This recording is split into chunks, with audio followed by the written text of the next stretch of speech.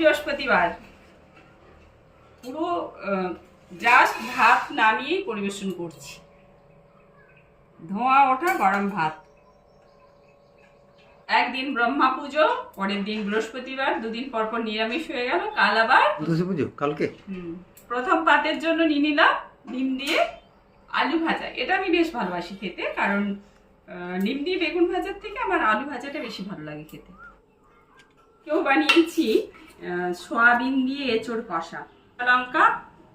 দুজনের কি আবার কোনো পরিমাণ হয়? দুজনে কতটা শুক্তো করবো বলো তো? কিছু করার নেই, একটু করে বেশি হয়ে যায় কোনো কোনো দিন।